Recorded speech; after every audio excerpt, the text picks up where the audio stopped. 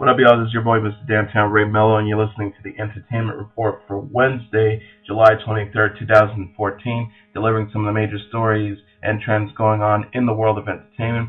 You can follow the show on Facebook and Twitter, facebook.com/The Entertainment Report with Ray Mello, that's RAYMELO, and on Twitter @The Enter Report. Pop star Ariana Grande's brother Frankie learns of grandfather's death on CBS's Big Brother Wednesday night.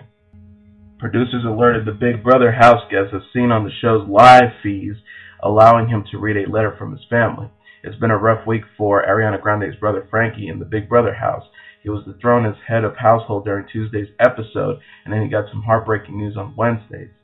Producer on the show let him know that his grandfather had passed away. As seen on the show's live feeds, Frankie received a letter from his family detailing what happened. Baby sister Ariana was watching and tweeting as he reacted. Ariana announced to her fans via Twitter that her grandfather had passed away after a battle with cancer on Tuesday. Before his passing, she got the hashtag Pray for Grandpa Grande trending. On Wednesday night, it had been replaced with RIP Grandpa Grande. Ariana was able to be with her grandfather during his last moments, while Frankie had the love and support of his fellow house guests on CBS's Big Brother. Glee star Naya Rivera has married Ryan Dorsey after just a few short months as a couple.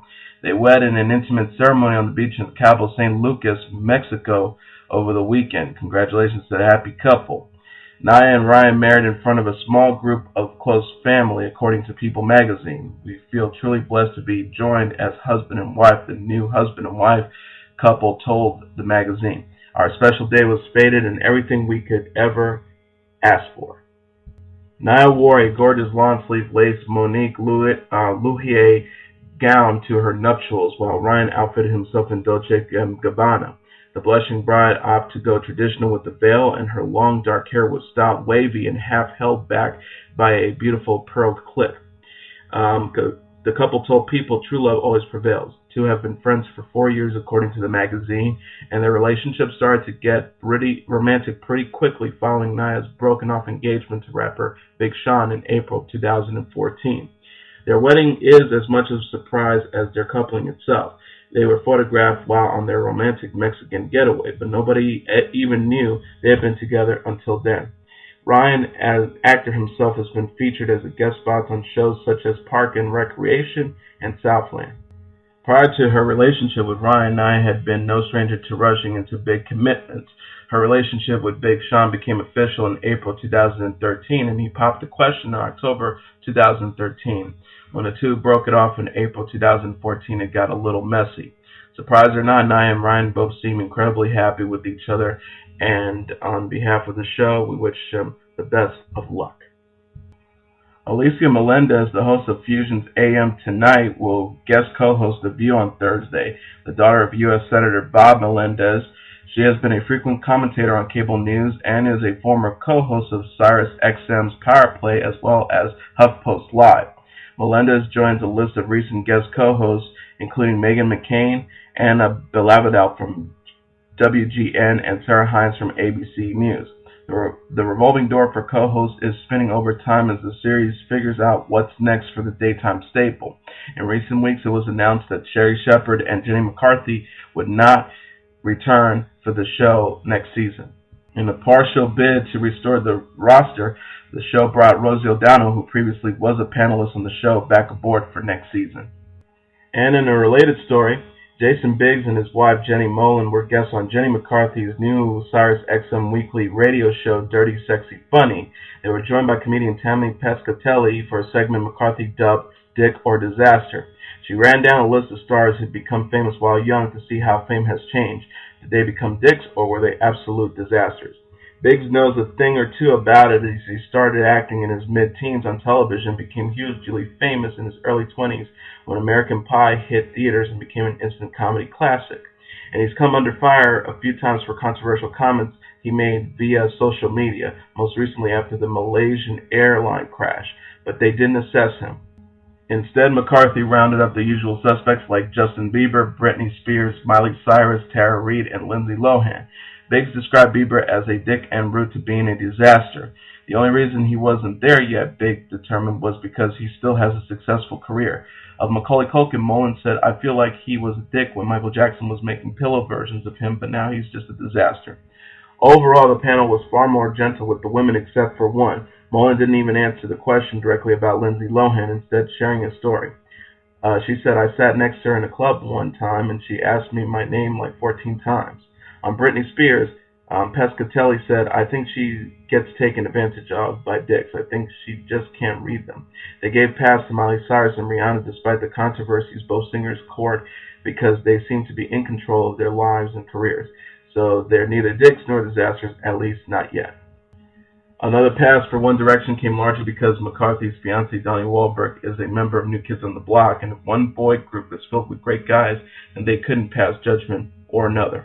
When the Jenner girls came up, or the Kardashian babies, as the women called them, no one even got a chance to pass judgment on them. They couldn't stop making fun of Biggs for knowing their names, Kendall and Kylie. In fact, he was declared a dick for knowing. As for Tara Reid, Biggs knows her personally and had only nice things to say about her. He applauded the ridiculous amount of success she's currently seeking for the equally ridiculous Sharknadoes film series, but he insisted that she is not a dick at all. If at any point she was a mess, she was never a dick. Now, Biggs began his co-hosting gig on The View on Monday by issuing another apology for the Malaysian Airlines joke he made last week after Flight 17 crashed into Ukraine. Biggs said there was one line in an old adage, "Never attribute to malice that which is explained by stupidity. I certainly meant no harm, there was no malice, but I was stupid. It was poorly timed. I've always tried to find the humor in situations. It's a knee-jerk reaction for me. It's how I cope." The orange is the new black star offended Twitter users last Thursday when he tweeted, "Anyone want to buy my Malaysian airline frequent flyer miles?" It wasn't the first time Biggs made a joke on Twitter that didn't fly with some of his followers, and it wasn't even the first time he explained his personal life to the women on the ABC daytime talk show. Biggs told Jenny McCarthy he was, quote, "wasn't aware of the extent and magnitude of what had happened when he made the joke. He said, I have nothing but sympathy for the victims and their families. I've learned my lesson and like to move on," he said. Another soap star is joining Season 5 of Bravo's Real Housewives of Beverly Hills. The Bravo series has tapped Young and the Restless and Days of Our Lives actress Ellen Davidson as a cast member. An individual familiar with the situation told The Wrap. Davidson will join a Season 5 group that also includes the recently added Lisa Rinna, who, like Davidson, also logged considerable time on NBC's soap opera and holdovers Lisa Vanderpump, Brandi Glanville, Kyle Richards, Kim Richards, and Yolanda Foster. The new pair fills a gap created by the departures of one-and-done cast members Joyce Grudald and Carlton Gebbia. Davidson is joining the hit Bravo reality series on the heels of her recent daytime Emmy win in the Outstanding Lead Actress category for her portrayal of the villainous Kristen DeMera on Days of Our Lives. She returns to the NBC role this summer with a vengeance. Her character fled town early this year after drugging and raping her fiancé Brady Black's half-brother, Eric Brady. Did we mention Eric was a priest and Kristen videotaped the whole trice, which subsequently got played in the church just as she was about to wed Brady. A spokeswoman for Bravo had no comment as to why they've chosen Davidson to be part of the show. Following other tech giants like Google, Yahoo, and Facebook, Twitter has come forth with its own diversity analysis and declares itself lacking. The company's 3,000-employee workforce is 70% male, which is virtually identical to the data released by Google, 70% of 52,000, and Facebook, 69%. Yahoo fared slightly better with internal analysis, coming in with a 62% male workforce of its 12,000 total employees. When looking at leadership positions, the percentage jumped with 79% of Twitter's leaders male, while non-tech positions are even split between men and women at 50% each. Tech positions are predominantly male at 90%. The workforce at Twitter is also predominantly white at 59%, with Asians making up the next large segment at 29%. Whites and Asians make up 88% of the total Twitter workforce, which is again comparable to the other tech giants. Google reported a workforce of 91% white and Asian, 61% white, 30% Asian, while Yahoo came in with 80% of its workforce white or Asian, 50% white, 39% Asian. When looking at leadership positions, the percentage of white workers jumped to 72%, while Asians made up 24%. That leaves only 4% of all other ethnic groups. Like the other tech companies who announced their own data publicity, Twitter had pledged to work towards greater diversity in a piece titled "Building a Twitter We Can Be Proud of." Janet Van Hoyst, VP Diversity and Inclusion, touted the value of a diverse workforce for a company that reaches such a diverse audience. She writes, "Like our peers, we have a lot of work to do. Research shows that more diverse teams make better decisions, and companies with women in leadership roles produce better financial results. But we want to be more a good business. We want to be a business that we are proud of." Van Hughes went on to detail the organizations Twitter is working with, including employee lead groups and external organizations like Girls Who Code and Year Up. The company also hosts conferences and dinner events for outreach into underrepresented groups, encouraging them to explore careers in technology. Van Hughes admits, "We are keenly aware that Twitter is part of an industry that is marked by dramatic imbalances in diversity, and we are no exception.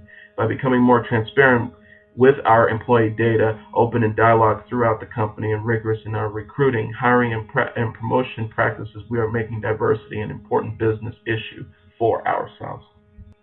President Barack Obama touched down in Los Angeles Wednesday for a star-studded Democratic National Committee fundraiser at the home of Scandal creator Shonda Rhimes in LA's upscale Hancock Park neighborhood.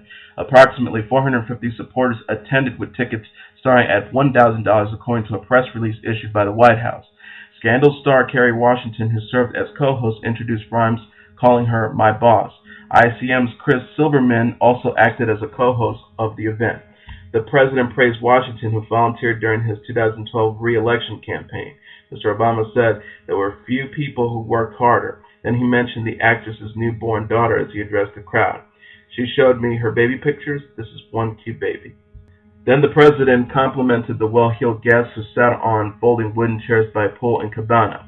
He said, "Nice-looking crowd. You all got dressed up." After some joking around, he sieged into his traditional fundraising remarks, saying the U.S. has made remarkable progress in the economy and socially with the end of Don't Ask, Don't Tell and other LGBT issues, but he addressed people across the country who still feels anxious.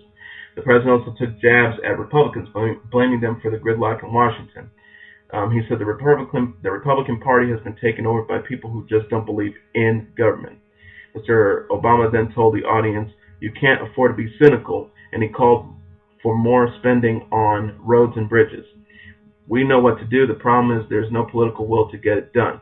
President Obama urged the crowd to get involved and stay engaged, citing the struggles during such challenging times in American history as the Civil War and the Civil Rights Movement.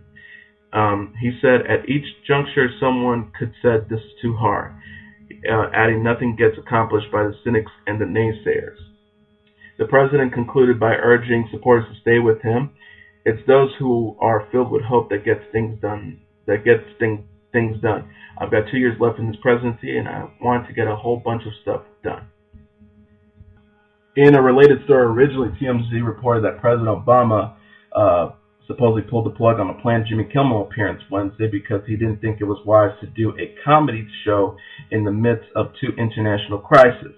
TMZ broke the story. Obama was going to the El Capitan Theater next to where Kimmel was taping at 3 p.m. Wednesday to do the show. After TMZ posted the story, Kimmel's show's publicist told TMZ they were dead wrong. There was never a plan for the president to appear. She said she had never heard of any such booking, and she would know if that were the case. White House Press Secretary Josh Earnest said the president was in talks with Kimmel, but pulled the plug to deal with more serious matters.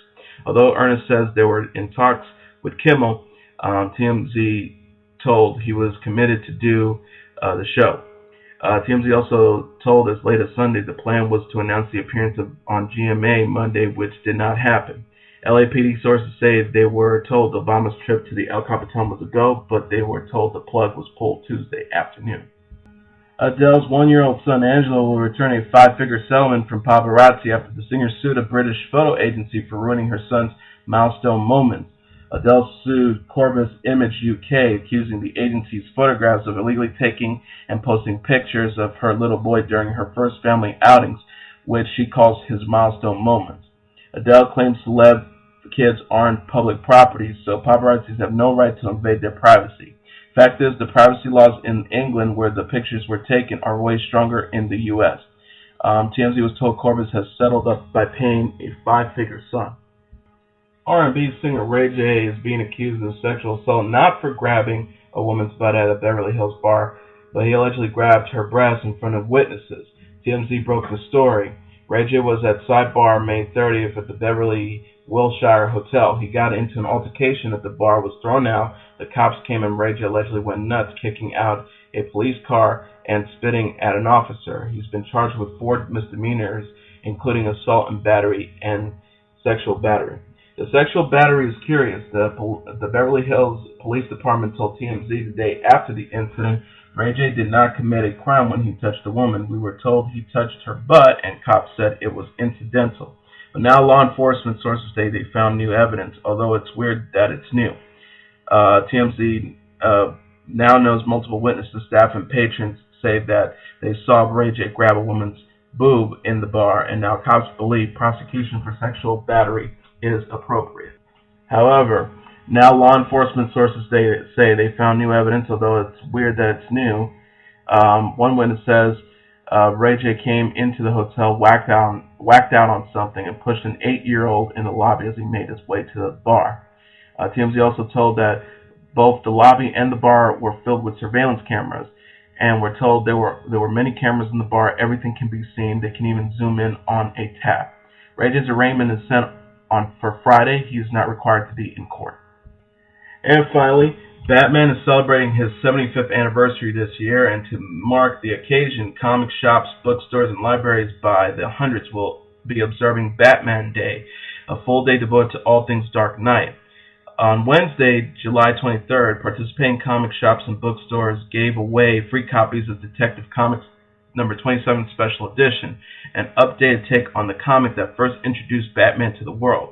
This extra-sized issue featured stories by Brad Meltzer, Scott Snyder, Brian Hitch, and Sean Murphy, as well as Batman's first adventure, Bob Kane and Bill Finger's The Case of the Chemicals Syndicated, reprinted in full.